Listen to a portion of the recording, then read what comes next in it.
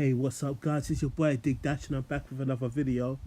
In this video I'm going to delve a little bit deeper into the Dreamcade Replay, which is the retro gaming console based on a Windows 10 PC.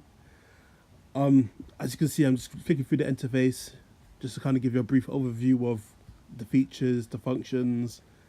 Basically it has a whole lot of emulators built in and has a system which allows you to download games and quickly categorize those games into those various different categories, or sorry, different emulators, to play those games that you love to play, the retro games, which is the whole point of this system, this whole setup. As you can see, this overlay allows you to change the resolution. This is on top of Windows 10, of course. I mean, as soon as you boot it boots up Windows 10 and then boots up the Dreamcade replay system. As you can see, you can change the theme, you can add the wireless network, which you can obviously do once you do the first setup, which of course is in Windows 10. So here you can add new games. So let me hit this. And one of the games I'm going to try and show you to download, one of the games that I recommend to download, one of my favorites is Marvel vs. Capcom. It's a game that I kind of grew up with playing in the arcades back in the day. I loved it. I still love it to this day. It's such a fun playable game. So we're going to test it out and see how it runs on this device. So let me give you a little bit of background about this device. It's a Kickstarter device. Basically, it's a company created a Kickstarter campaign saying they want to produce this device, going to be the ultimate gaming retro console, yada yada yada. I heard about it. I was very, very interested because I've already had a Raspberry Pi 3, which I've already set up and put in a NES case, and it was running nice, but at the same time I wanted to run the more powerful games. It was very limited. I could run like the 16-bit games like the Mega Drive and the Super Nintendo, no problem. The arcade games like the main games, no problem. But when it came to some of the next generation games, just like the N64 and the PlayStation, it wasn't really happy with that at all. So I wanted something for a little bit more power that's small, that can just quickly plug in and just play a game and turn it off and have no issues with, nothing that was too complicated to set up.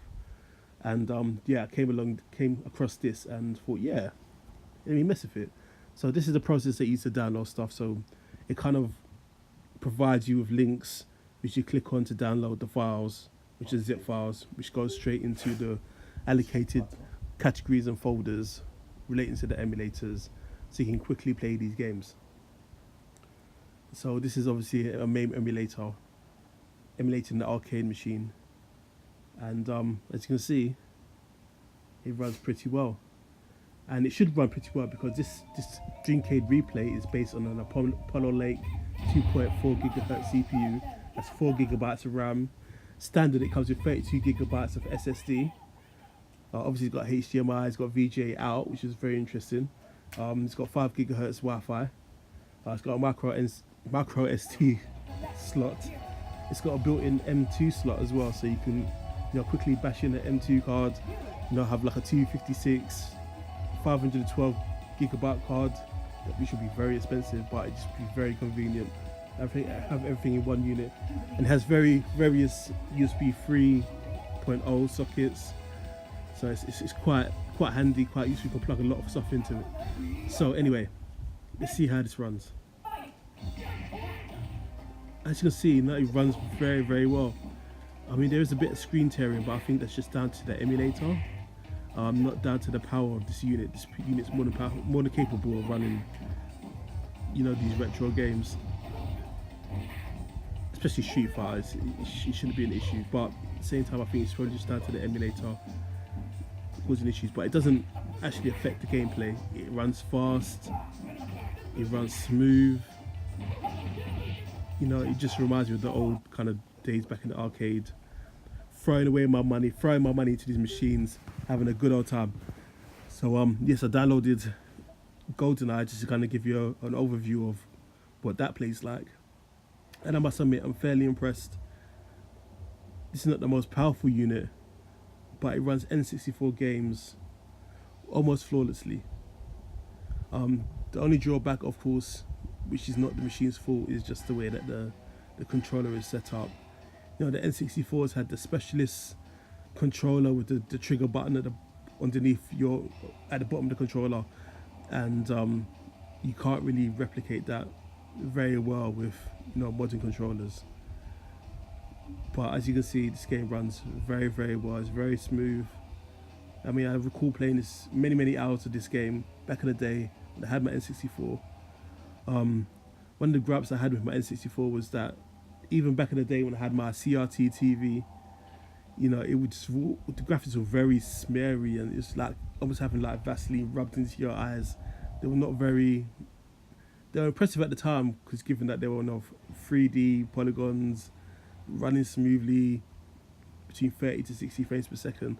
But at the same time, it just was not a pleasant experience on my eyeballs, not at all. But luckily nowadays we have many emulators out there which can improve the performance, that run a lot better than the original hardware at a high resolution, which this emulator I don't think is, but it runs it very, very well. And I'm sure that I can drop back into the Windows 10 system, download the emulator, which can improve the visual aspects of this game. But as you can see, I mean, the controllers are very wonky. I'm trying to figure them out, even though I know what I've programmed into it. But at the same time, I'm so used to playing modern games that move in modern ways using two analog sticks, that maneuvering within this world with just one is quite janky. I'm so used to the modern way of doing things in first-person perspective games. But as you can see, everything seems to be running smoothly. There's no pop-ups. Oh, and of course we got to try Mario to see how that goes as well. So I'm just trying to chop in as many kind of games as I can. Don't want to make it too long, but as you can see, Mario runs very, very well. Mario 64, it runs very smoothly. There's no weird kind of artifacts or pop-ups or whatever it is, whatever you will see in some lower powered units. No slowdown. It just runs very well. It's a very solid performance out of this device. So I think it will be my new kind of retro gaming hub. So if I feel like playing some of the retro games, I'm more than likely kind of going to jump into this rather than my Raspberry Pi 3. Simply because I can play like the N64 games. And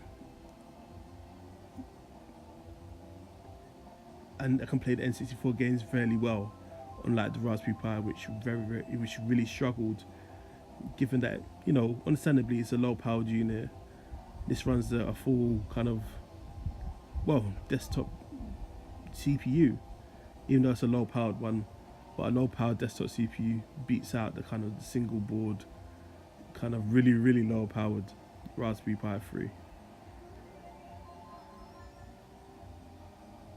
But as I was saying, it runs fantastically well. It feels very good. I think the most important thing is the way that it feels. It feels very fluid.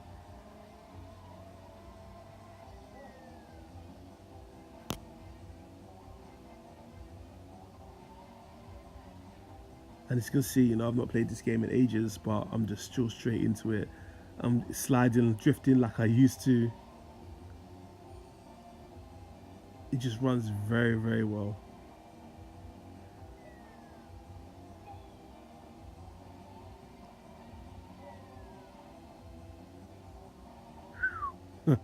It's that banana.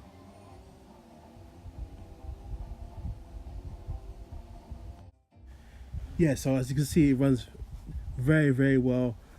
I'm very happy with it so far. I mean, there's a lot of other emulators that I want to test, different devices that I want to test. I want to try out the Dreamcast emulator. I want to delve into the GameCube stuff. I want to check out some of the retro PC stuff. So, just hang around for that. Please like, subscribe. Have a good day. Peace.